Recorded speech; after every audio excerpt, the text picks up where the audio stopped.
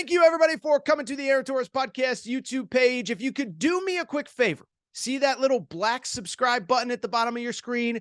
Go ahead, click that black subscribe button. Really does help our audience grow, really does help our channel grow, really does help and mean more than you could possibly know. So go ahead, hit that little black subscribe button. Also, thank you to our presenting sponsor, Betfred Sportsbook and the Betfred Sportsbook app. Bet 50 on any game, get $250 in free bets. Thank you again to Betfred. Thank you again to you. Now, here's the video that you came here for. Let's rip through what's going on in the portal right now, some stuff that I've heard, what you need to know, all of that good stuff. Let's start with, I think, the guy that pretty much everybody universally agrees is the best player in the portal. That is Hunter Dickinson. He's number one on my list, by the way. You can go to AaronTorresOnline.com for my full list of the best players in the college basketball transfer portal right now. But Hunter Dickinson, I have at number one. And I think we're finally starting to get some clarification on what his recruitment looks like. I know a few days ago there was the report about the Zoom with Arkansas and the Zoom with Kentucky and what did it all mean. But for the most part, it's been a pretty quiet recruitment. And I'll actually, let me give a half a second to give credit to Hunter Dickinson. I think he knows what's at stake. I think he knows how big this decision is for him. And he's been kind of an outspoken guy as a college basketball player. He's done some kind of goofy stuff on social media, but he's mostly been very quiet, kind of taking this process seriously. And I think we're starting to get some clarification on where he could end up playing college basketball next year. And most specifically, we could end up getting the answer by the end of this weekend. That was because on his own podcast, part of the Barstool Sports feed and the Barstool Sports Network, Hunter Dickinson said that he will take two very important visits this weekend, one to Georgetown on Saturday, the next to Maryland on Sunday. And so that's not to say they're the only schools recruiting him or that's definitively where he's going to end up. But let's focus on those two for right now. And I think for people who maybe haven't put two and two together, the reason those two schools have always made sense is because Hunter Dickinson is originally from the state of Maryland. So there's always been a lot of buzz about those two schools specifically. And again, he'll visit both this weekend. Now, in terms of Georgetown, I'll say this. Georgetown is both maybe the most fascinating landing spot, but also one that right now I got a little trouble seeing it actually happen. And let me explain why. Obviously, look, he left Michigan for a lot of reasons, but I assume a big part of why Hunter Dickinson left was because he didn't think the talent around him was good enough. He was tired of having to basically carry the entire program. Now, this year, he actually had two pretty good players around him, Kobe Buffkin and Jet Howard. But I get the sense he kind of looked around the roster next year, said, am I going to have to do everything again? Maybe it's time for me to move on. Well, the problem with going to Georgetown is I think you're pretty much kind of going to have to do that at Georgetown as well, because right now they don't really have a roster for 2023, 2024. Now, they did pick up a few players out of the portal this week. We talked about it, but Jaden Epps, a guard from Illinois, Rowan Brumbaugh, a wing from Texas, also Dontrez Styles, a wing from North Carolina. Those are very good building blocks. Those will be very good college basketball players and Big East players. But if you're Hunter Dickinson, you only got 1, maybe 2 years left of college basketball if you use that COVID year. Are you really hitching your wagon to a bunch of freshmen and sophomores that really haven't done it at the highest level, let alone a first-year head coach and a program that right now doesn't have a full roster?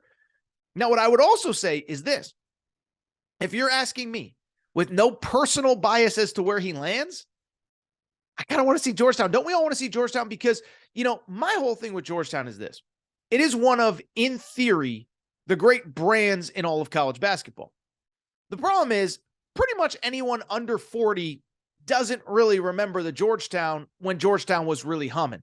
I'm old enough to kind of remember the Allen Iverson years, and I know they made a Final Four under John Thompson III, but this has not been like a big brand that has mattered in a very long time.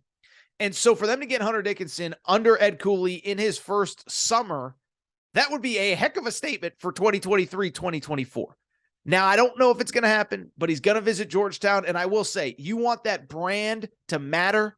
You want that arena down there in downtown. They used to call it the MCI Center. I don't even know what they call it anymore because Georgetown's been so irrelevant. You want that building to rock? Go get Hunter Dickinson, Ed Cooley. Go get Hunter Dickinson.